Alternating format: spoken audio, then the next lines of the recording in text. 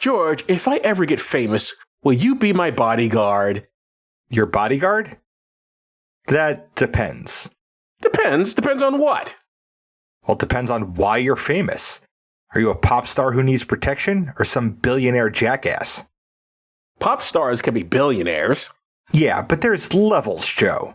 If you're famous because people like your music and your biggest crime is a bad Christmas album, that's tolerable. I mean, I can live with some terrible Mariah Carey knockoff. Hey, Christmas albums sell. I'm not saying they don't, but if you become a billionaire, I don't know. Inventing an app that lets people rent kumquats by the hour and then suddenly you want to colonize Mars? Nah, I'm out. Colonize Mars? Oh yeah, these tech billionaires always think the solution is let's just start society over. On Mars! Like Earth is just a fixer-upper they're ready to flip. So you wouldn't protect me if I wanted to go to Mars? Hell no. You think I'm taking a bullet and a rocket trip? Please. I get motion sickness and regular sickness. Fine, no Mars. But what if I was a pop star billionaire in this hilarious fantasy world where I can sing? Pop star billionaire? Okay. Who are we talking about? Taylor Swift billionaire or DJ Khaled billionaire?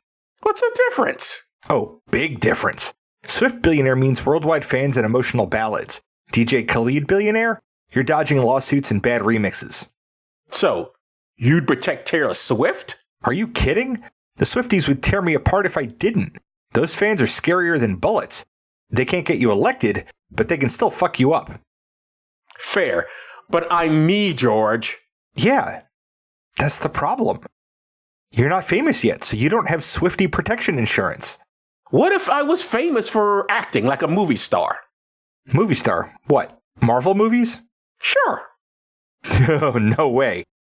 Have you seen what happens to Marvel bodyguards? 1 second you're in a tux, the next you're getting blasted by some laser cannon because your boss pissed off an alien raccoon. That raccoon's a good guy. Doesn't matter. Raccoon's got a gun. I'm out. Okay, fine. What about political fame, like a revolutionary leader? Oh yeah. Because nothing says job security like guarding a revolutionary. Hey George, stand between me and the angry crowd waving pitchforks. No thanks. They wouldn't have pitchforks. Have you met people? They'll find pitchforks. There's always pitchforks. Somewhere in every angry crowd. So basically there's no scenario where you'd be my bodyguard. Here's one. If you're the kind of famous who doesn't leave the house. Like super famous recluse. Howard Hughes, but without the jars of piss. Staying inside all day? That's not fame, that's depression. Fame, depression, same fan base, fewer autographs. You know, I thought you'd have my back, George. Look, I would, but not in front of danger. I'll morally support you from a safe distance. What kind of bodyguard is that? The best kind. One that doesn't get hurt. Self-preservation, baby. I can't protect you if I'm busy bleeding out. So, final answer. If I was a famous singer, just like in The Bodyguard, would you do it? Honestly, I don't think you'd want me. Why not? 'Cause I will always love me. I will always love me. And I will always love me. I will always love me.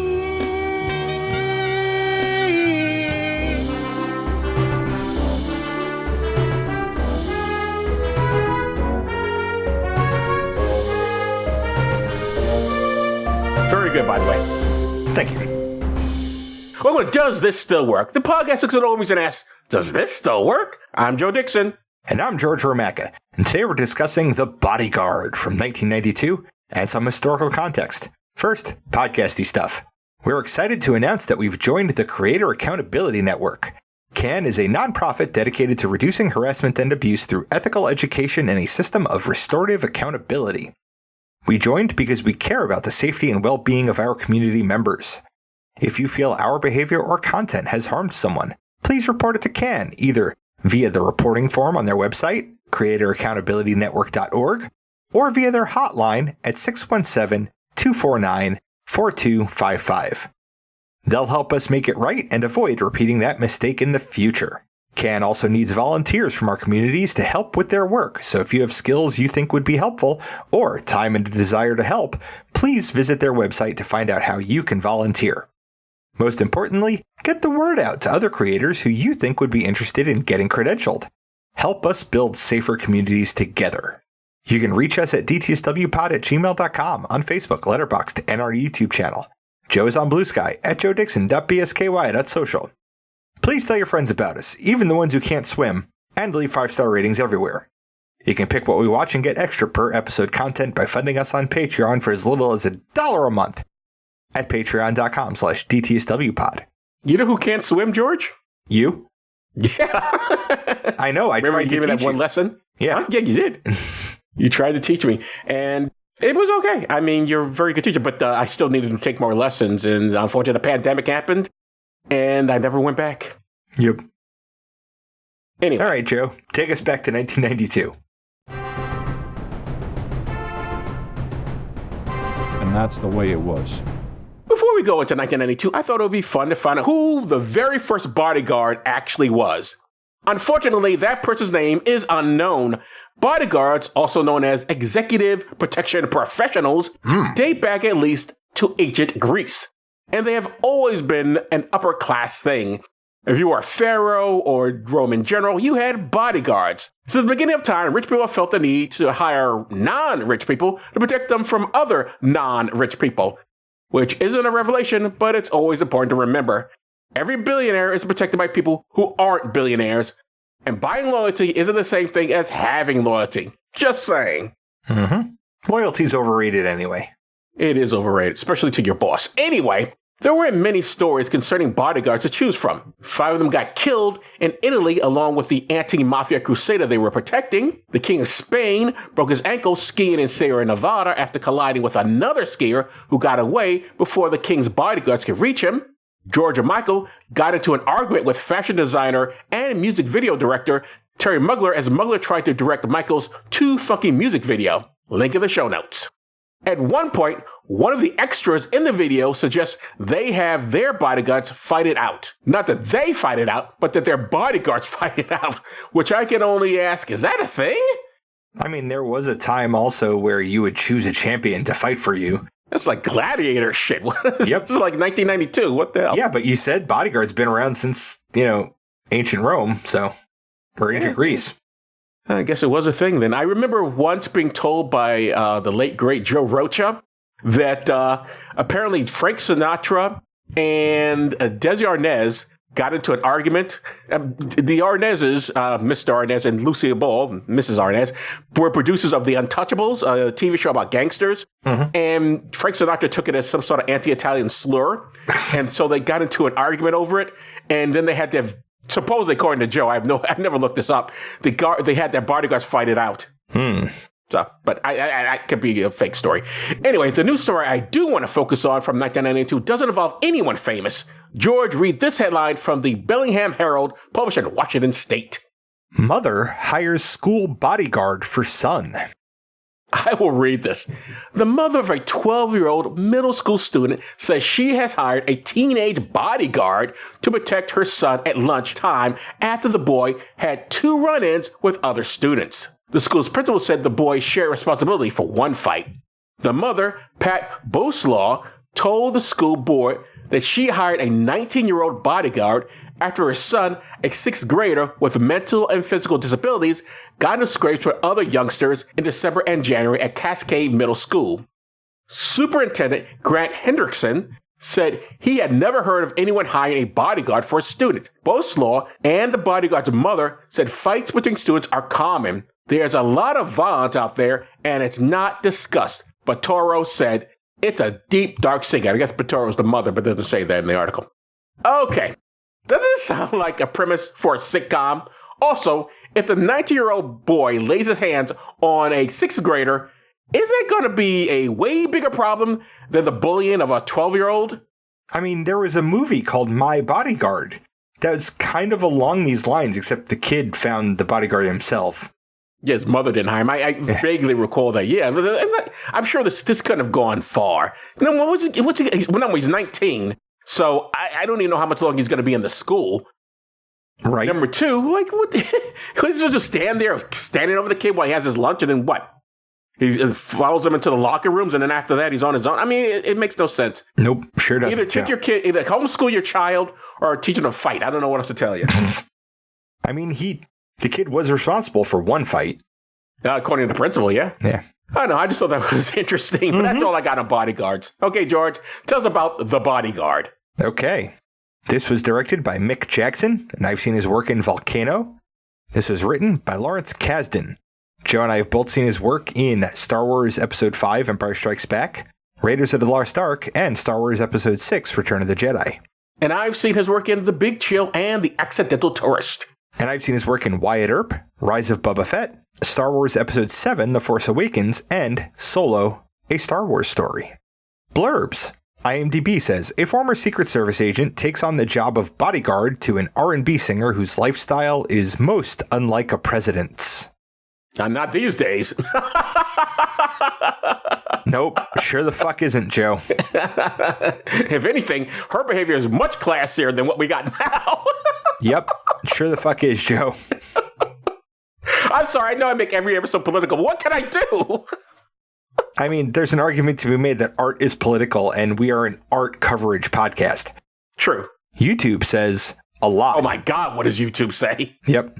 This box office blockbuster stars Academy Award winner Kevin Costner, The Guardian, Upside of Anger, and Grammy Award winner Whitney Houston, Waiting to Exhale, in a romantic suspense thriller about an ex-Secret Service agent turned professional bodyguard who never leaves anything up to chance until he meets a pop superstar turned actress whose fabulous career takes a life-threatening turn when she becomes the target of an obsessive fan. Written by Lawrence Kasdan, The Big Chill, Raiders of the Lost Ark, the New York Post calls this film Costner's sexiest role to date, and Gannett News Service calls it an entertaining, suspenseful romantic thriller. Costner and Houston generate sparks. Wow, that was a lot. And didn't even just do their credits, did freaking Lawrence Kasdan's too. What the hell, throw him in there. But the weird thing is, Kevin Costner didn't win an Oscar for The Guardian or The Upside of Anger. He won it for Dances with Wolves, so why isn't that in there? That's a good question. Also, I would argue that his sexiest role was Robin Hood. Okay. But that's me. Can't agree or disagree because I never saw Robin Hood. Also, I just in general, I don't think Costner is sexy in any role. He's like, I mean, he's a fine enough actor, but he's the most dull-looking man I can imagine. Just average as fuck. All right, straight man, let me ask you this. Who's sexier, Harvey Keitel or Kevin Costner? Wow, that's a tough one. Jesus Christ. Wow. I don't know. I'll go with Keitel because I've seen him naked more. Okay, that's fair. I go the opposite way on that assessment, but your criteria makes sense. So for a film that was, in a sense, a commercial for Whitney Houston's music, it starts with some title cards and is strangely silently. I know. I thought something was wrong with my sound when I was watching. It's like, why is it so silently that I had to double check that my sound wasn't muted. Me too. It's so funny.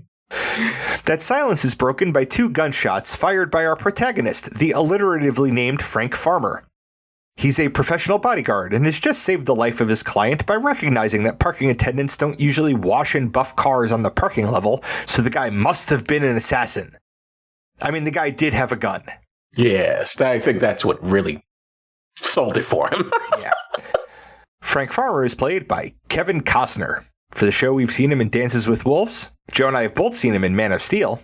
And I've seen him in Batman vs. Superman, Dawn of Justice, Hidden Figures, JFK, Bull Durham, No Way Out, and The Untouchables. I've seen him in Robin Hood, Prince of Thieves, Wyatt Earp, and Waterworld. Oh, by the way, I should say that the modern Untouchables, obviously not the one I was referencing before, the TV show with Desi Arnaz produced. Gotcha. He declines to stay on with this particular client, saying that his feet fall asleep if he's in one place for too long. Yeah, mine do that too. That's as much character development as we're going to get from him. No, I mean, we get backstory. I'm not sure that we get development. He returns home to his apartment with a massive pile of mail sitting in front of his door, because apparently the climate in LA doesn't include wind. We briefly cut to the arrival of Rachel Marin, our damsel oblivious to her own distress, to a performance venue. A bouquet of flowers is delivered to her dressing room, along with a figurine of her likeness that promptly explodes. Can you imagine going through the effort of crafting that little figurine only to, pack it with explosives?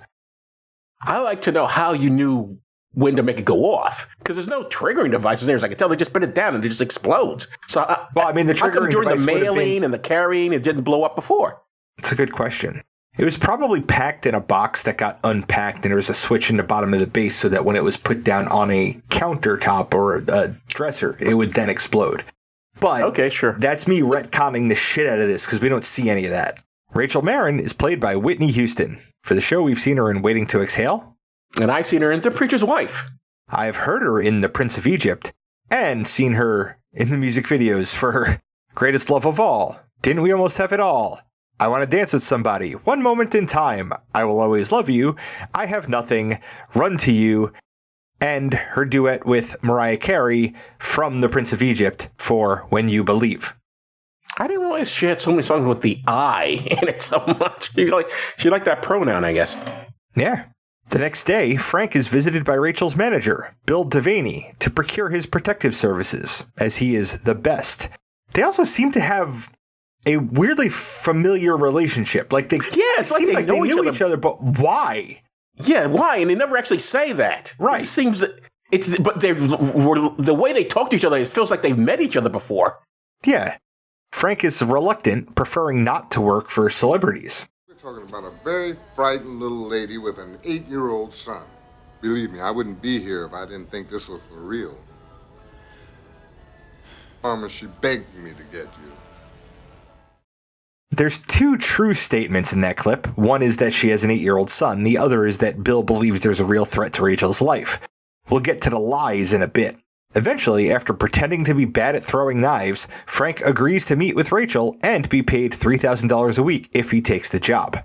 Devaney is played by Bill Cobbs. For the podcast, we've seen his work in The Brother from Another Planet, and I've seen him in The Cotton Club, New Jack City, Trading Places, and The Taking of Pelham 1, 2, 3, the 1974 version. And I've seen him in Demolition Man and Night at the Museum. That going back to that thing very quickly, the fact that he can throw knives means what exactly? I'm trying to use a bodyguard. Watch this. So? He doesn't want to get hired for this, though. It's not that I think he was just trying to fuck with Devaney. But regardless, even if he throws them perfectly, I don't understand why that's supposed to tell me you're a good bodyguard. I mean, but that makes you the best. I mean, that means he has a particular set of skills. I guess. That's so ridiculous. And again, one bodyguard, it's just weird that he doesn't have a team. It would make much more sense if he had a team of people. Okay, you had one of the best teams of bodyguards, but you're individually? They'd have to change the title of the movie, Joe, to The Bodyguards. Yeah, I guess so. Well, Beverly Hills Cops. And it's called Beverly Hills Cops. And it's about Eddie Murphy. You can do that. He's not a Beverly Hills Cop, but it's called Beverly Hills Cops. I thought it was The Bodyguards. I think it's Beverly Hills Cop. No, you're right. It is Beverly Hills Cop. Well, he's not a Beverly Hills Cop. Still stands. He's not a Beverly Hills Cop. Yeah. Yeah. Titles are meaningless, George. Yeah. Well, it would also be harder to make it into the romantic aspect of the movie because you'd have to sleep with the whole bodyguard team. Well, I don't know if that wouldn't have helped the box office. I mean, a different box office. Sometime later, Frank shows up at Rachel's estate. The front gate intercom is in bad shape and staticky, so much so that Frank's answers to questions don't really matter. Frank Farmer to see Miss Marin. What? Alexander Graham Bell to see Miss Marin. Got an appointment.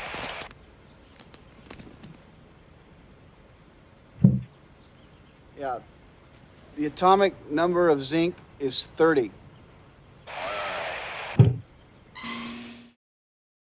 I was really hoping that Frank knowing the atomic number of zinc, which is in fact 30, would play a larger role in the film.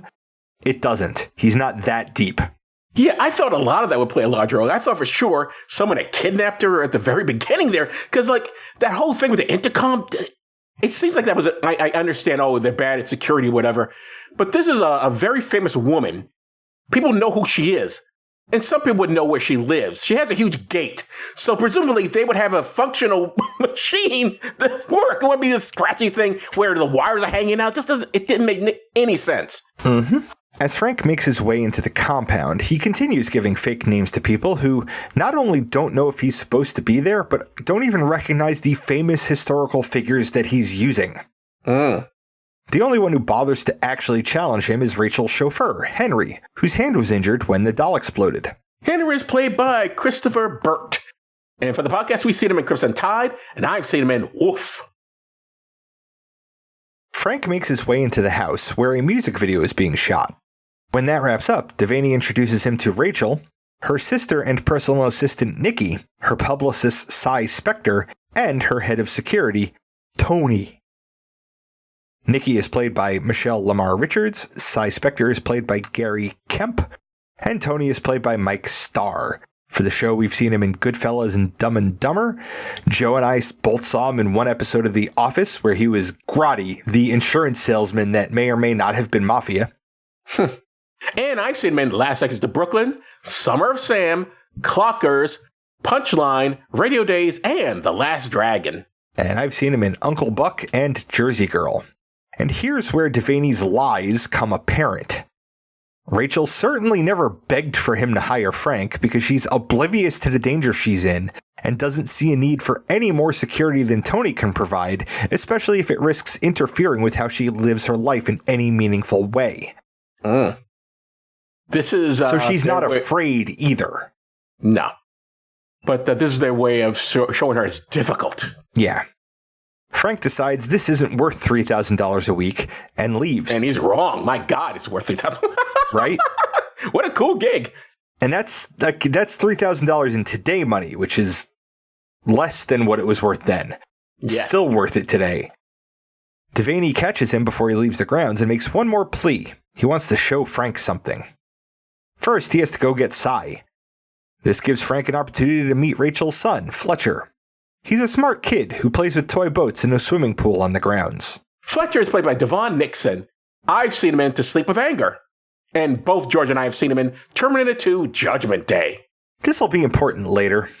But Fletcher can't swim. Which is weird. You think she would teach him, especially with all the bull she has around. There's a very real problem of black children not learning to swim because there aren't enough publicly accessible pools to do that in cities where black kids live. Hey, that's me. Yeah. That Rachel never saw fit to get Fletcher swimming lessons with his love of boats and the existence of that pool on the grounds, in my opinion, should be considered criminally negligent. Either that or just bad screenwriting, because that really should have been addressed. At least make him, he likes boats, but for some reason he's afraid of the water. Just something to explain why this child... No, but instead, no, he can't swim, but he loves boats. Yes. Yeah, I mean, at least that would have been something other than yes, he has a pool. She has a pool all over. This is enormous. Gigantic pool, and your kid doesn't know how to swim? Why? Right? Devaney and Cy take Frank to an elaborate bedroom that Rachel doesn't actually use. She had it furnished specifically for a music video shoot. Recently, a stalker has been sending her letters, the kind made of magazine clippings. That stalker broke into the house, jerked off on the bed, and left a threatening note behind. Which would seem to lead to something, but won't amount to anything. Not really, no. Not only does Rachel not know about the letters, but she was told the bomb was an electrical problem. Which, that doesn't make any sense. The doll was an electrical problem? Well, the burntedness of things afterwards. Right, but she was under, but it all comes from a doll. The doll wasn't electrical, it didn't look electrical. She was told that there was an electrical problem that caused the fire. Oh, I see what you're saying. They don't tell her about the doll. Right.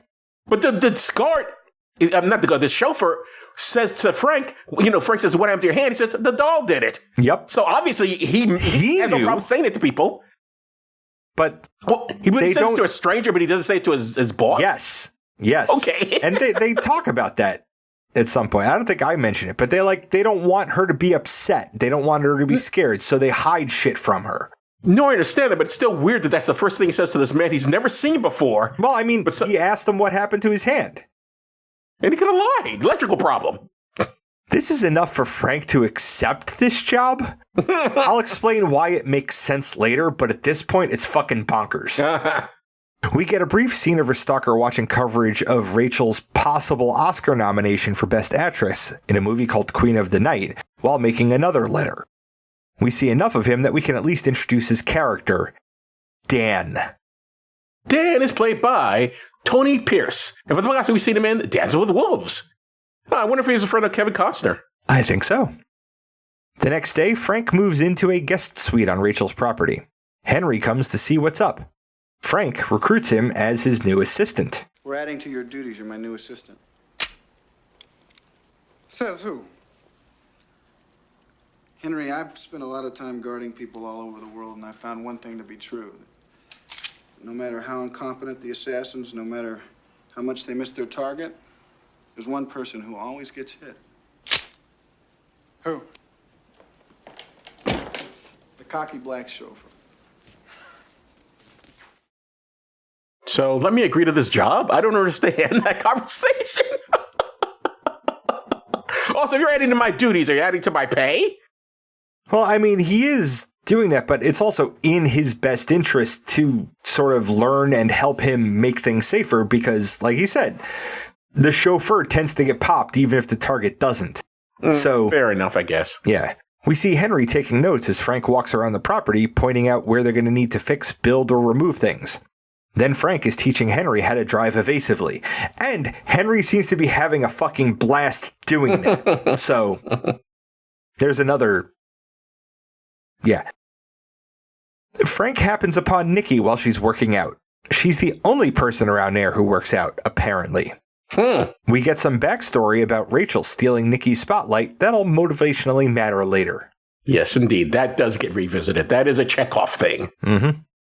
Frank's backstory is that he used to work for the Secret Service. He's still got contacts there and asks them to analyze the stalker letter.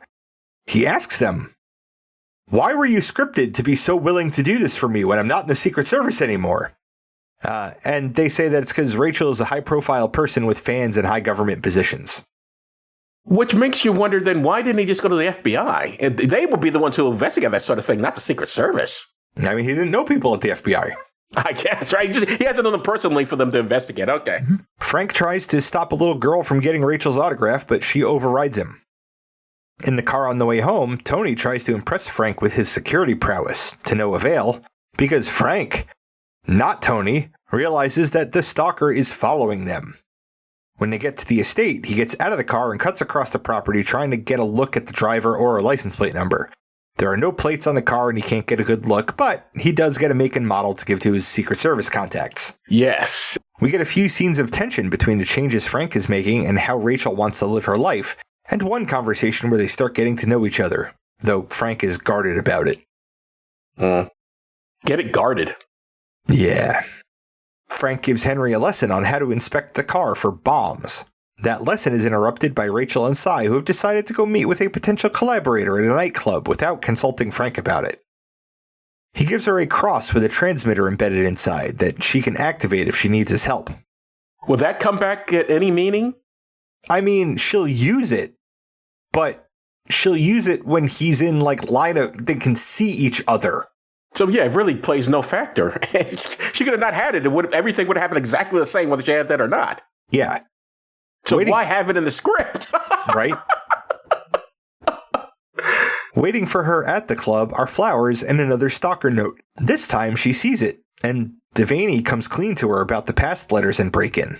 It's almost enough to scare Rachel into leaving, but she cannot help but perform for her adoring fans.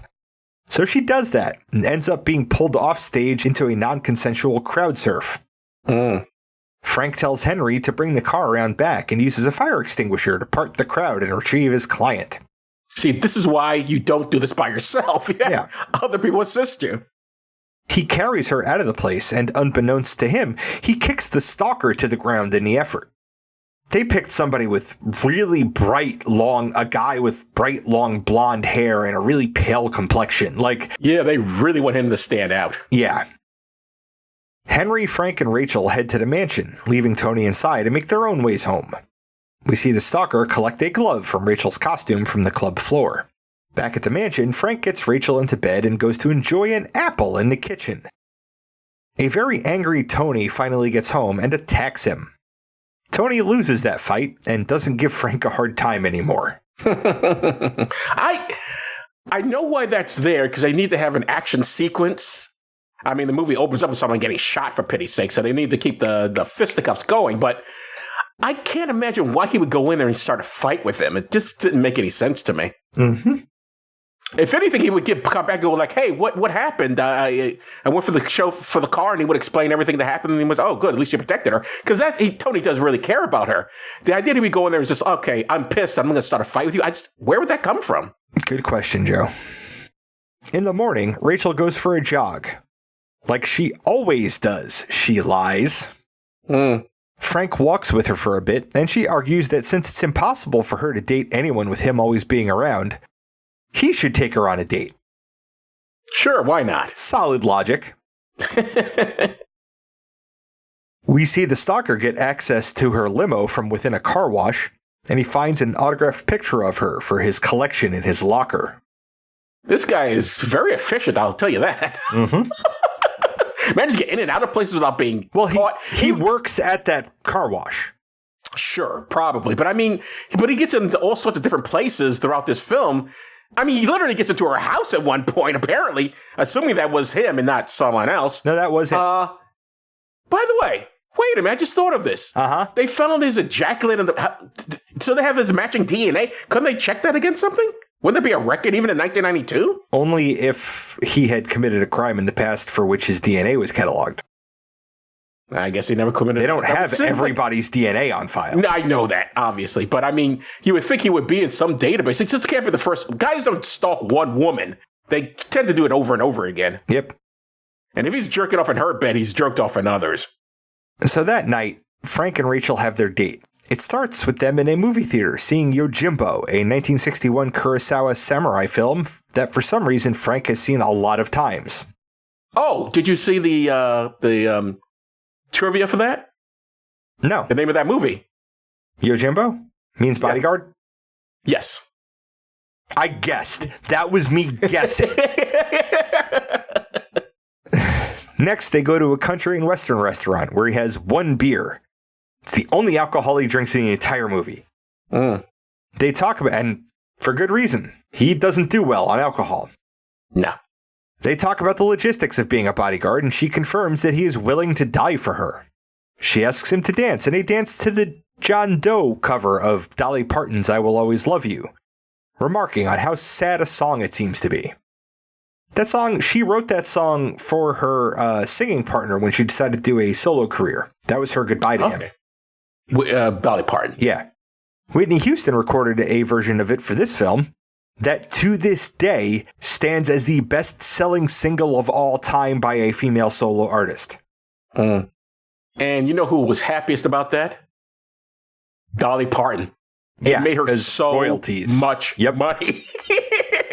I remember there were people like... But also, Dolly Parton loved her cover of it. Like, when she heard it on the radio, she pulled over to the side to finish listening to it. Yeah, she was a big fan of Whitney Houston. Yeah, absolutely. But also helped make her a lot of money, too. Like, this is the best. I forget someone... the online idiots tried to start something like, how she took Dolly Parton's song, and I guess that's when she first revealed. No, she didn't take anything. She used the song, and I loved it. She sang it great, and I made so much goddamn money from it. I didn't have to do anything. This is the best ever. Yep. From there, they go to Frank's place where he destroys her scarf to show her how sharp the katana she's playing with is. Then they have the sex. Mm-hmm. I wonder why she was wearing that scarf. It seemed weird. Like, why is that around her neck? It doesn't really seem to be doing anything. It was there for that scene. Yeah. That scene. Exactly that. Yeah. In the morning, Frank is all weird about it, what with her being his boss and all. She doesn't take it well. No. Which is, like, was a weird turn. Her character is inconsistent to me because one minute she's hot, then she's cold.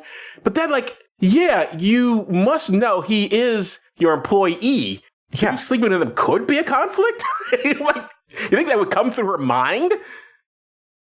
Yep. I mean, she has a lot of money and potentially lawsuits are a real thing. I mean...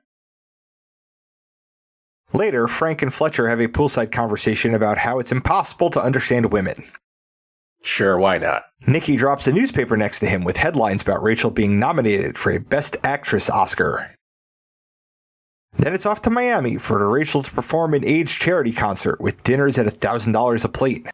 Rachel is still salty about the whole no fucking the boss anymore thing, so she makes it harder for Frank to do his job. At the concert after party, Frank recognizes someone. Portman is a buddy of his from back in the Secret Service. He says he's there because he's guarding the governor, who might show up later. Portman is played by Tomas Arana. And for the show, we've seen him in The Last Temptation of Christ and L.A. Confidential. Both George and I have seen him in Guardians of the Galaxy. And I've seen him in The Dark Knight Rises. And I've seen him in The Hunt for Red October, Tombstone, Gladiator, Pearl Harbor, and The Bourne Supremacy.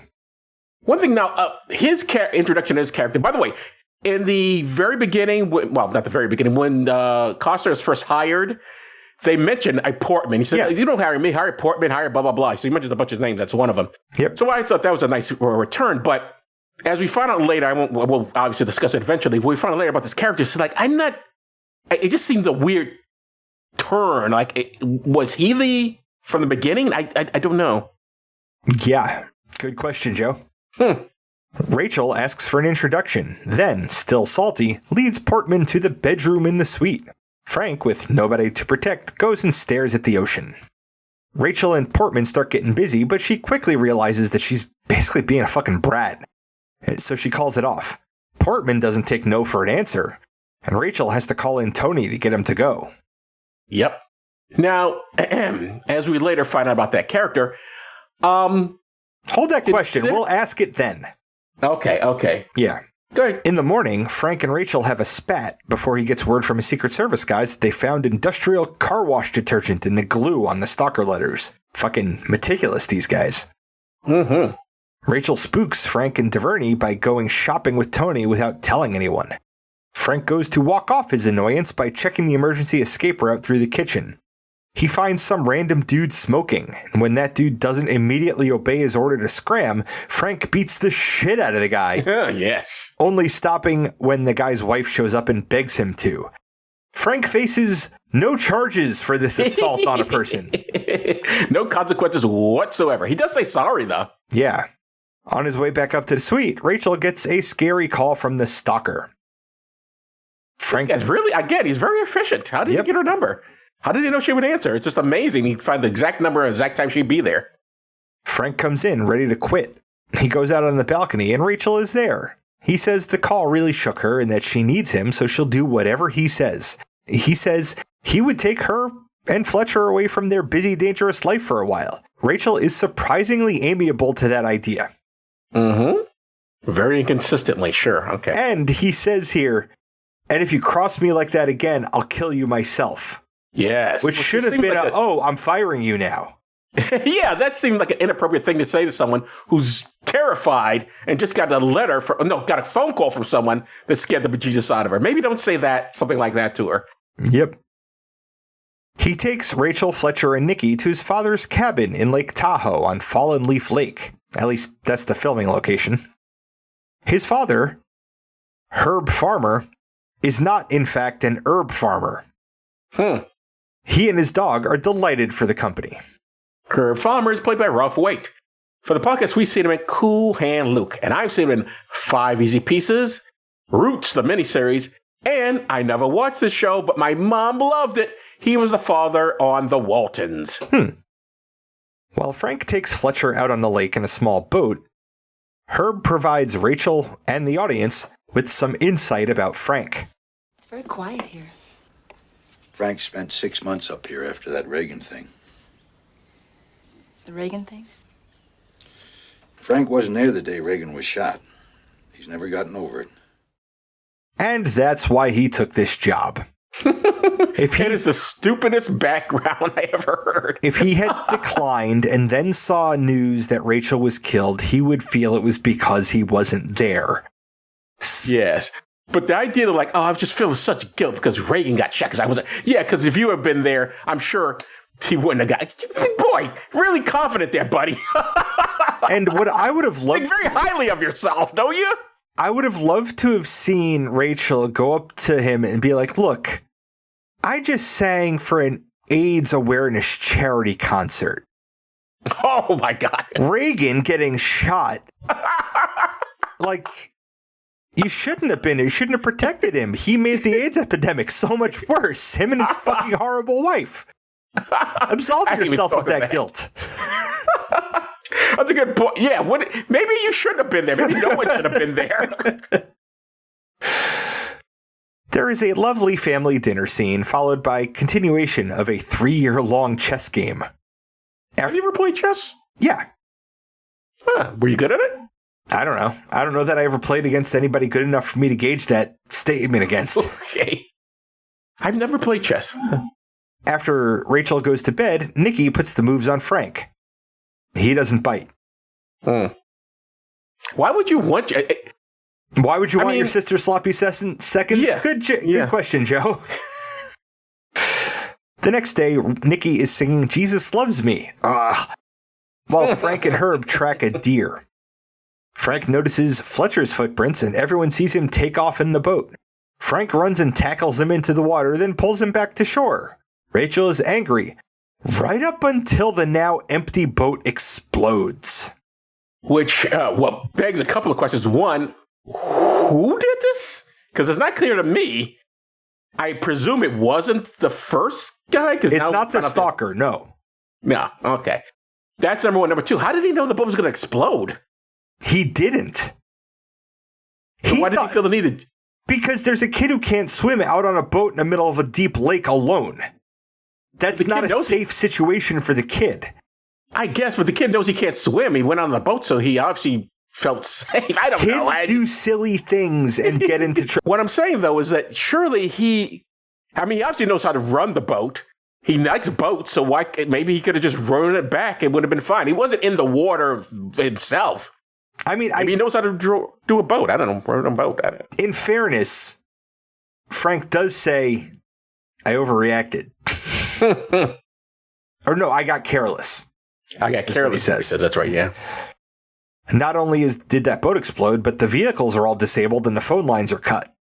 So they'll have to move out on foot first thing in the morning. Late at night, after drinking, Nikki admits to Frank that she arranged for a hitman to kill Rachel. Whew. And the letters came first, meaning that the stalker and the hitman are not the same person. Oh, I did not catch that little information there. I remember her saying that, but I didn't realize, I guess that's what they say. It's two different people. But here's the thing about that scene. Where did she say she found the hitman? In a random bar in L.A. In East L.A. What an insult to East L.A. You and I have been in bars. How easy do you think it would be just walk in there, some woman who says she's high, she tells him she did this when she was high, to find a bar, and legitimately finds one. Well, she found a broker for hitmen. Oh, whatever. I mean, the point is, what is the odds? Someone just, a high woman would be more likely. This is an attractive looking lady. She's in there high looking for a hitman. You go, yeah, I'll get a hitman for you. But first, maybe we can not. I mean, the guys would be hitting on her like crazy. They would not be you wouldn't legitimately find a hitman. This is absurd. Nope. When the dog starts growling, Frank goes to check on Rachel and Fletcher. They're okay, but the hitman gets in and shoots Nikki dead. Convenient took that character out real fast. Yep. Frank, all black people look the same to... I think he shot her on purpose. Maybe. Well, no, he didn't know that she hired him. No, but I'm still saying I think he shot her. Just as the same they blew up the boat. I don't think he killed her, who he killed. Yeah. Frank chases him through the woods, but he gets away. From a phone booth the next day, Frank gets confirmation from his Secret Service guys that the hitman and stalker are not the same person because they have the stalker in custody. Yeah. Which... And they say, so how long can you hold him? They're 48 hours. He hasn't actually, he sent some letters and he jerked off on a blanket, but apparently that's not enough to keep him in jail. But I would think the breaking and entering and the jerking off would have been enough. But they say they just have them on the letters. Right. But you think if they could track him to, I guess they couldn't connect him to the jerking off, I presume. Because otherwise, yeah, that alone, that's breaking and entering. That should have held him more than 48 hours. Right. And also, I don't know who sent the bomb in the beginning of the movie now.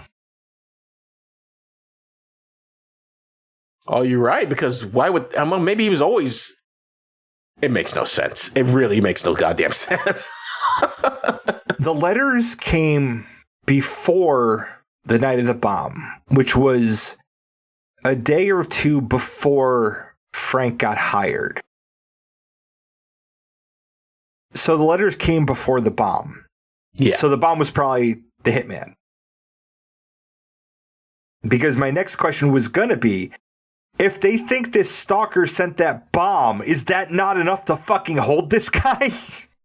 Well, that's a good point. But again, I guess they couldn't connect him to that.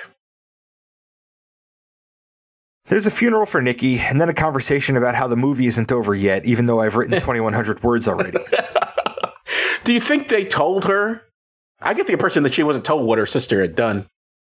I don't think it mattered. I get the impression they didn't tell her. They already keep stuff from her, and I don't see why Frank. It would be no reason for Frank to tell her. No one else knows. It'd be pointless to let her know that her sister completely betrayed her. Although I love the idea that sister was guilty that the son, her nephew nearly got killed. That would bother her. Not the fact that she got a hitman on her sister. Yeah. Honey, if you hire someone to kill people, people die. To the child. Yeah. That's it. People die, and it's not always the target. There's a lot of collateral damage, like the the cocky black chauffeur. And also, there is okay, so you thought it was okay to traumatize your nephew, but not okay to get him killed. Because presumably, the kid loved his mother. It would be really, really hard if someone murdered her. So oh my gosh, she's just crying. Oh, the poor thing. Oh, I didn't mean anything happened to the baby. You're gonna give that baby nightmares for the rest of his life, but that's okay. Like, what logic is this? Next up is the Oscars. Once there, Frank is sure the killer will try at a high-profile moment for some reason to kill her. For some reason. And I'm tired of writing, and I still have to record something for the cold open, so I'm going to speed through this. I wrote that. It's all dramatic and stuff. And it turns out that Portman is the hitman. Ta-da! He tries to shoot Rachel, but Frank takes the bullet before taking Portman out. Frank survives, though. And as he's getting wheeled out of on the stretcher into the ambulance, the stalker is there in the crowd, just kind of looking on holy shit, something fucking happened. Mm-hmm. The final scene is Rachel and her retinue getting on a plane with a new bodyguard, an older bodyguard with white hair and stuff. Mm-hmm. Frank shows up is not happy about. Yeah, Frank shows up to say goodbye. Rachel stops the plane so that she can run out and kiss him. The film ends with Frank being the bodyguard for some other politician. The end.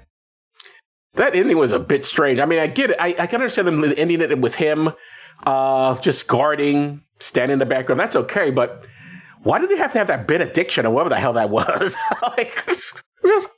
With a cross similar to the one he gave to Rachel. I mean, I didn't understand why that was there. Me neither, Joe. All right. The final question, obviously, is, does this still work?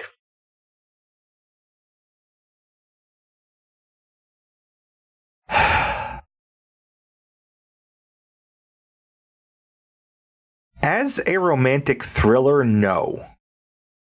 Okay. We poked plenty of holes in the plot web on this one. The character development was either stagnant or just wildly uneven all over the place. But as a vehicle for Whitney Houston's music, fuck yes, it does. It certainly sold albums, that's for goddamn sure. Yeah, Bodyguard did very well, both as the movie and the soundtrack. Yeah, I agree with you.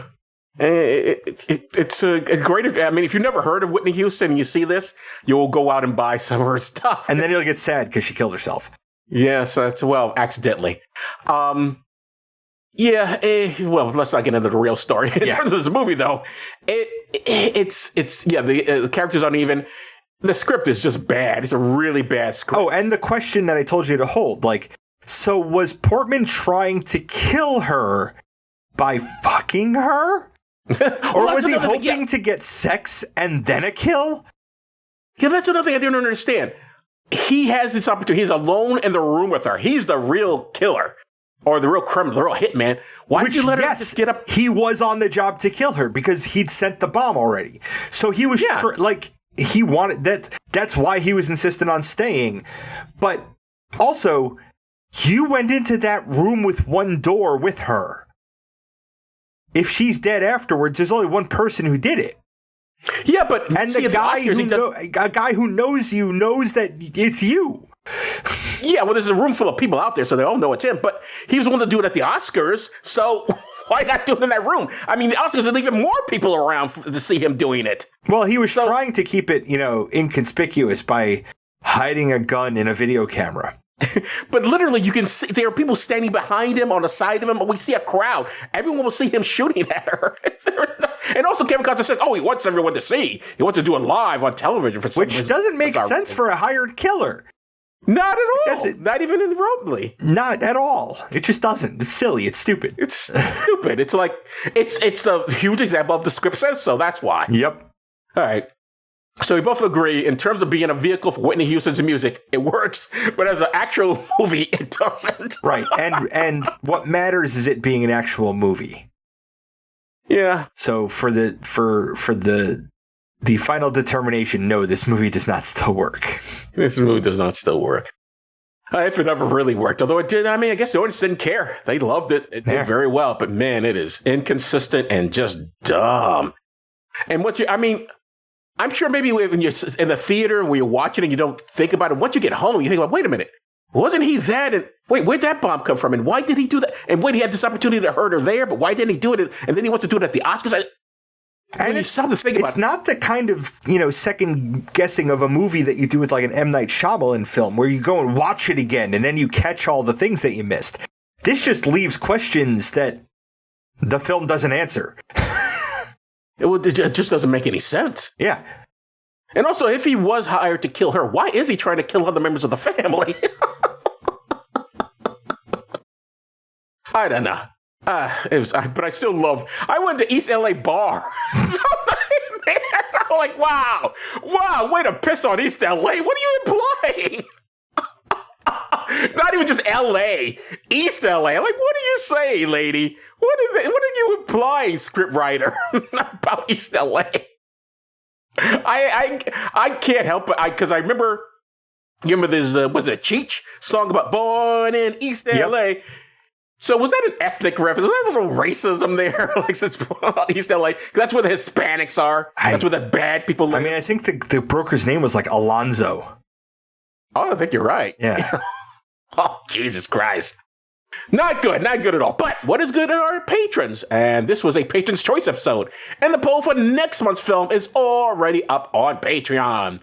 The choices are The Prime Miss Jean Brodie from 1969, Mona Lisa Smile from 2003, and Akia and the Bee from 2006. What's the theme, Joe? Education, George. Alrighty. Next week, we'll be talking about The Avengers from 1998, not the Marvel one. Definitely not the Marvel one. So I guess that's it for this episode. As you can tell, we already recorded it. Yep. Anyway, so I guess that's it for this episode. I'm Joe Dixon. Thanks for listening. And I'm George Romaka. Thanks for listening indeed, because if a podcast drops and there's nobody around to hear it, it's just another collection of ones and zeros that doesn't matter.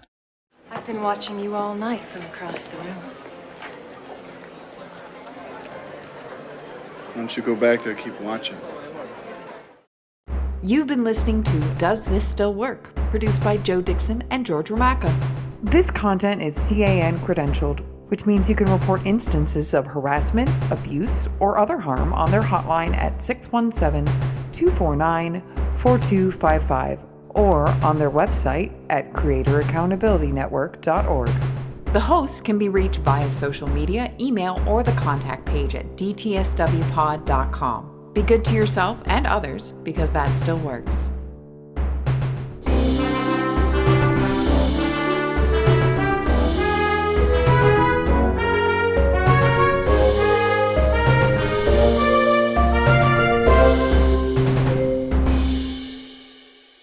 And oh, never mind. Just go ahead. Okay. This summary was longer than I wanted it to be. That's fine. So, before we get to my Redditing stuff, I've been working out for a week. Does anyone else talk to themselves?